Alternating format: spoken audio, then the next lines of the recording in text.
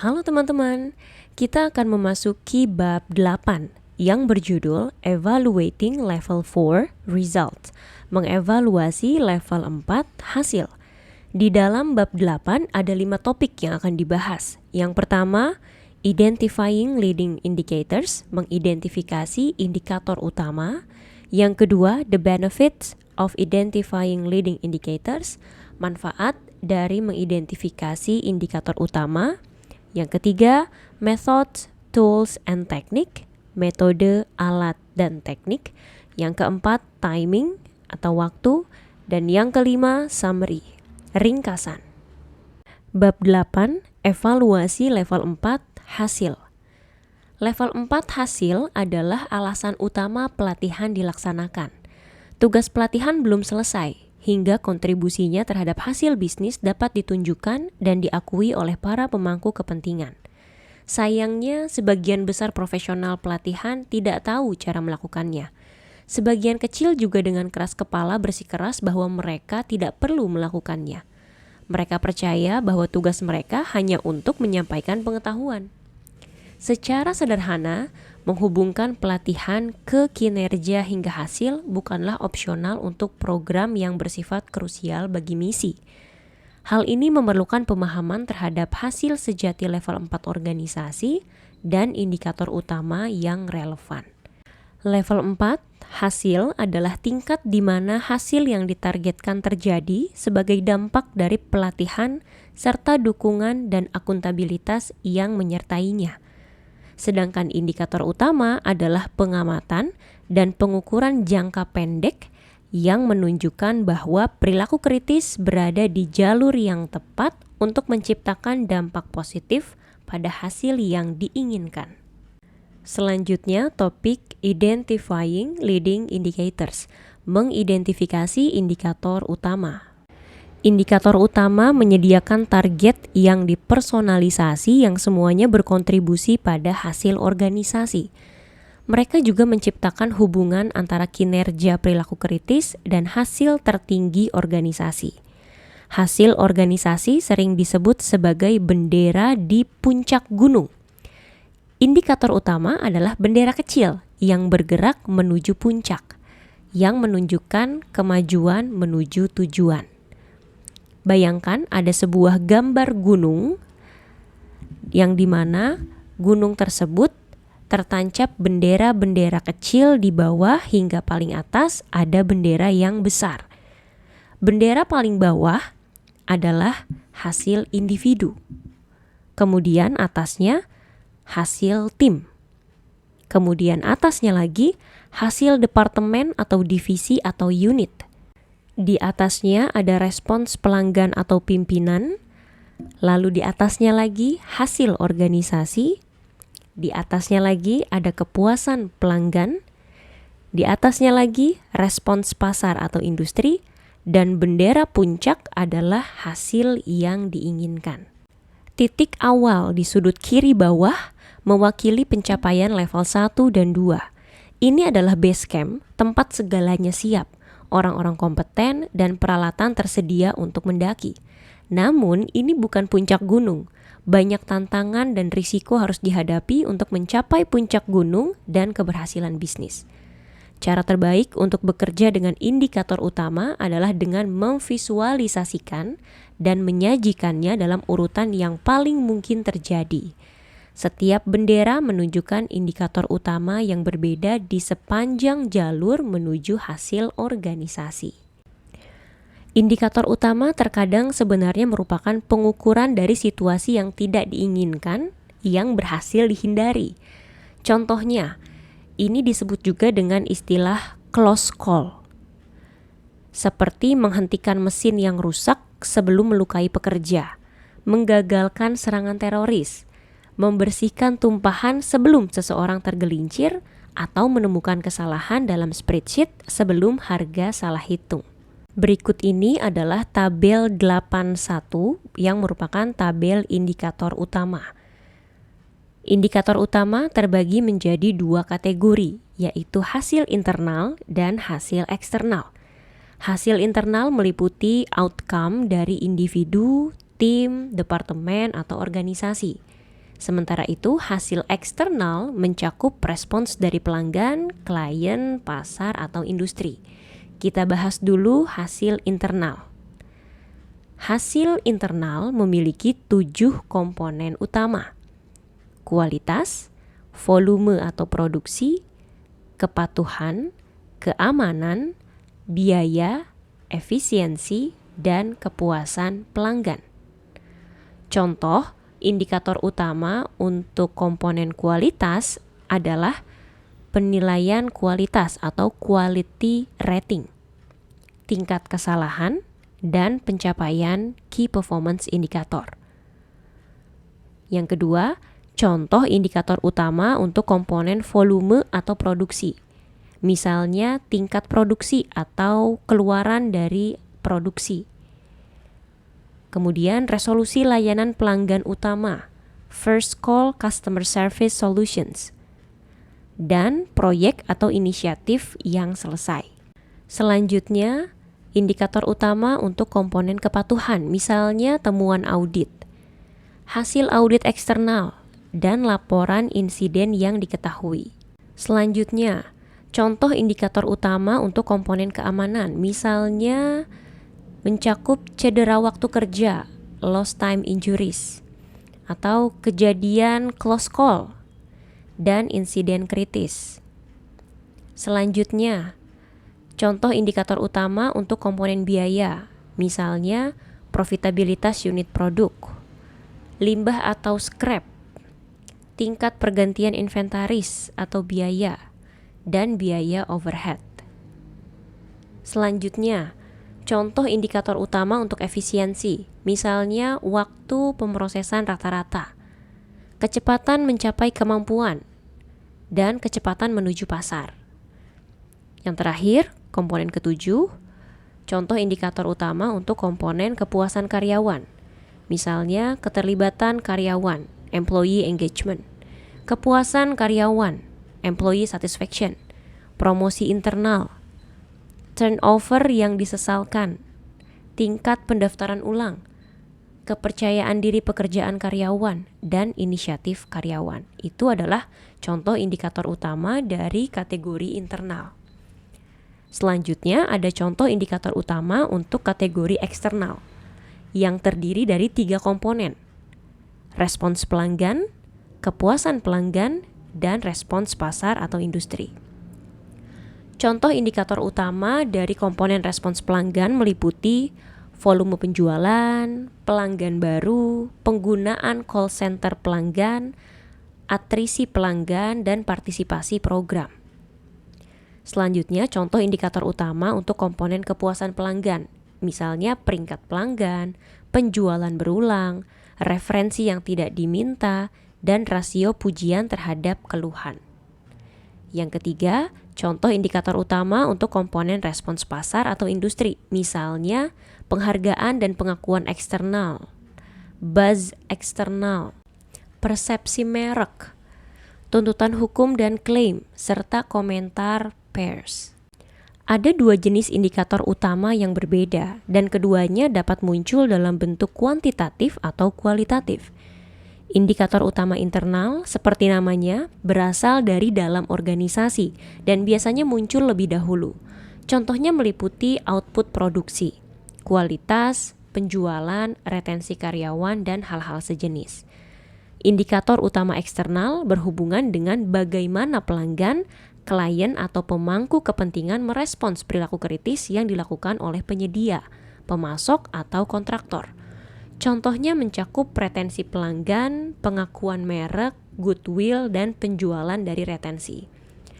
Ketika Anda mulai memikirkan tentang organisasi dan program Anda sendiri, penting untuk diingat bahwa hasil kunci untuk departemen, kelompok, atau program Anda adalah indikator utama yang semuanya berkontribusi pada satu hasil level 4 untuk seluruh organisasi.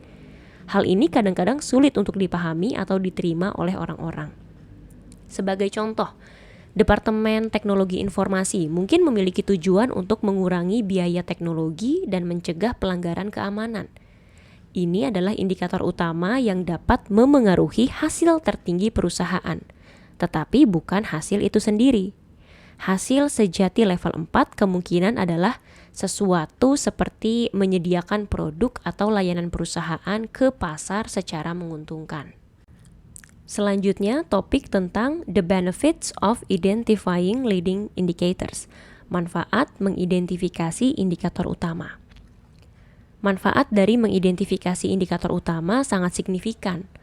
Pertama, indikator ini menjaga inisiatif tetap pada jalur yang benar dengan berfungsi sebagai garis pertahanan terakhir terhadap potensi kegagalan di level 4. Dengan memantau indikator utama sepanjang proses, Anda memiliki waktu untuk mengidentifikasi hambatan menuju keberhasilan dan menerapkan intervensi yang diperlukan sebelum hasil akhir terancam.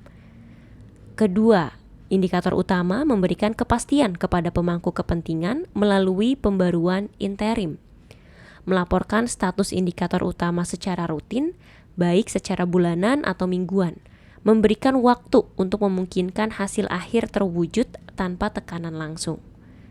Ketiga, indikator utama berperan sebagai motivator bagi lulusan pelatihan. Mereka mengurangi ketergantungan pada pendorong eksternal yang diwajibkan, sehingga menghasilkan penghematan waktu dan biaya. Selain itu, motivasi internal yang terbangun meningkatkan moral para lulusan pelatihan. Dan yang terakhir, indikator utama menyediakan data penting yang menghubungkan pelatihan dengan kinerja di tempat kerja dan hasil tingkat tertinggi dari organisasi. Hubungan ini membantu memperkuat validitas program pelatihan dan memastikan kontribusinya terhadap pencapaian tujuan organisasi secara keseluruhan. Selanjutnya, topik tentang methods, tools, and technique.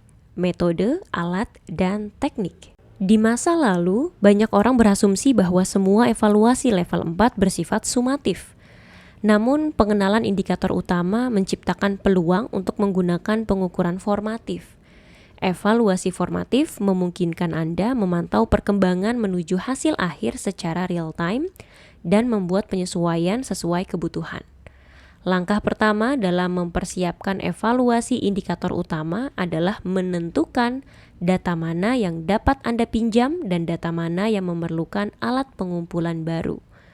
Karena hasil level 4 sangat penting bagi organisasi, kemungkinan besar data tersebut sudah diukur oleh seseorang. Metode yang umum digunakan adalah memanfaatkan metrik bisnis dan sumber daya manusia yang sudah ada.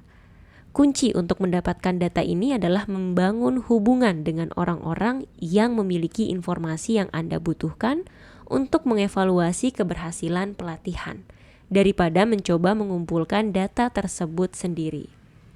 Sebagai contoh, sebagian besar perusahaan yang berorientasi profit memiliki tujuan tertinggi seperti peningkatan penjualan, profitabilitas, pangsa pasar, dan pertumbuhan.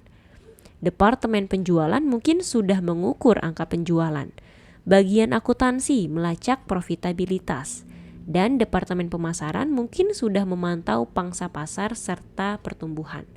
Dalam kasus ini, Anda dapat memanfaatkan data yang sudah tersedia. Organisasi pemerintah, militer, dan non-profit biasanya memiliki misi yang harus dicapai. Misi ini seringkali kurang konkret dan lebih sulit diukur dibandingkan tujuan organisasi profit. Oleh karena itu, penting untuk mengidentifikasi metrik spesifik yang dapat menentukan apakah organisasi tersebut berhasil mencapai tujuannya atau tidak. Setelah menentukan data mana yang sudah tersedia dan sesuai dengan kebutuhan Anda, langkah berikutnya adalah menentukan alat apa yang mungkin perlu Anda buat. Contoh alat umum yang mungkin perlu dikembangkan termasuk survei dan seperangkat pertanyaan struktur untuk wawancara atau fokus grup. Survei pelanggan misalnya, sering digunakan untuk mengukur kepuasan. Jika survei ini belum ada di organisasi Anda mungkin perlu merancangnya sendiri. Survei pelanggan adalah alat yang umum digunakan dan mungkin sudah ada di organisasi Anda. Asumsi dasarnya adalah bahwa pelanggan yang lebih puas akan membeli lebih banyak dari Anda dan meningkatkan bisnis Anda melalui rekomendasi dari mulut ke mulut yang positif. Permintaan validasi adalah cara lain untuk mendapatkan data yang bermakna atau menghubungkannya dengan pelatihan, terutama jika Anda tidak memiliki akses langsung ke data. Jangan ragu untuk meminta testimoni dari peserta pelatihan dan manajer mereka. Permintaan ini baik secara lisan maupun melalui email, meminta peserta menjelaskan bagaimana pelatihan membantu mereka bekerja serta hasil yang diperoleh. Dengan cara ini, data yang dalam tanda kutip lunak dapat diubah menjadi lebih kuantitatif dan kredibel. Nanti akan diberikan contoh surat validasi. Perlu dicatat bahwa contoh permintaan validasi mencakup perbandingan historis, di mana lulusan pelatihan atau manajer mereka diminta membandingkan kinerja dan hasil sebelum dan sesudah program pelatihan. Testimoni semacam ini biasanya sangat meyakinkan bagi pemangku kepentingan karena menunjukkan hubungan sebab akibat. Saya mengikuti pelatihan, menerapkan ide-ide baru di tempat kerja, dan kemudian kinerja serta hasil saya meningkat. Perencanaan aksi selama pelatihan adalah cara yang baik untuk mempersiapkan kinerja di tempat kerja dan memantau hasil setelahnya. Jika Anda menggunakan metode ini, pastikan lulusan pelatihan mendefinisikan hasil yang mereka harapkan jika mereka melakukan perilaku kritis yang diajarkan.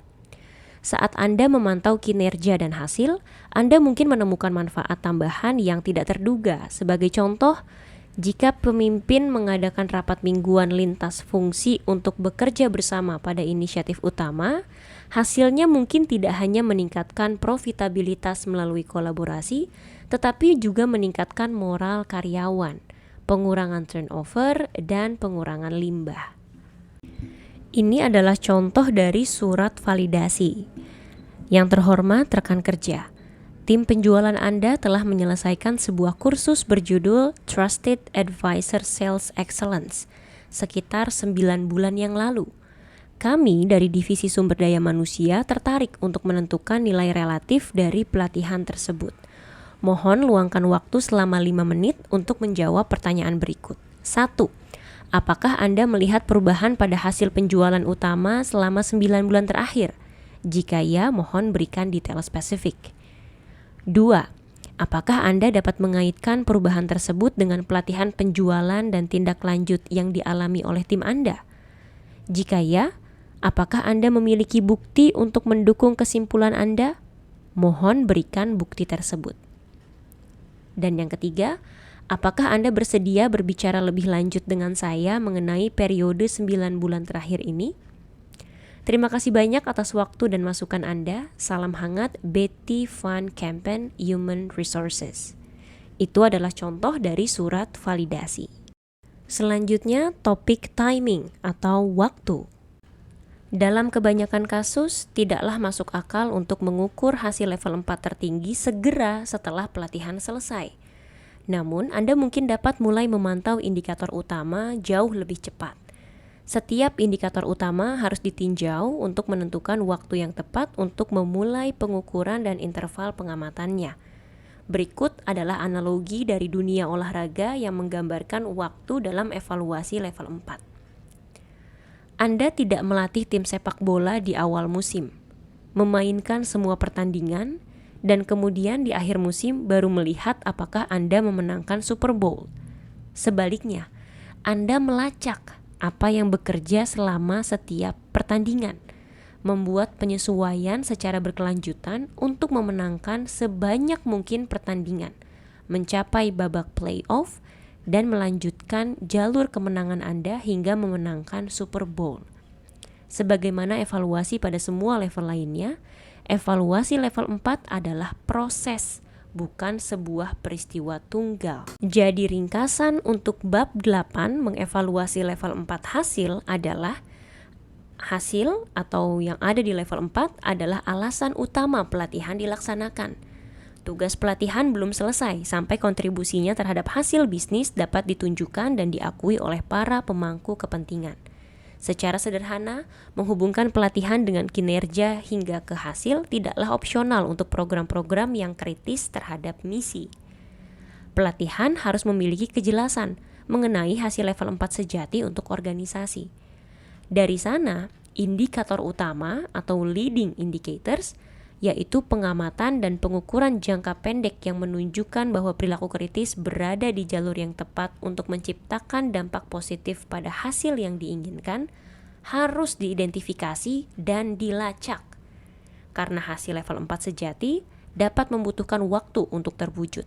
Indikator utama membantu menjaga inisiatif tetap pada jalur yang benar, memotivasi lulusan pelatihan, dan meyakinkan para pemangku kepentingan bahwa program tersebut berkontribusi pada hasil kunci organisasi. Ini adalah akhir dari bab 8 yang berjudul Evaluating Level 4 Result, mengevaluasi level 4 hasil. Selanjutnya, kita akan masuk ke bab 9 yang berjudul Evaluating Beyond Traditional Classroom Training, mengevaluasi di luar kelas pelatihan tradisional. Bab 9 akan membahas 4 topik yang sangat menarik. Yang pertama, how to evaluate e-learning, bagaimana mengevaluasi e-learning. Yang kedua, how to evaluate informal learning, bagaimana mengevaluasi pembelajaran informal. Yang ketiga, how to evaluate mobile learning, bagaimana mengevaluasi pembelajaran mobile. Dan yang keempat, ringkasan. Sampai jumpa di bab 9.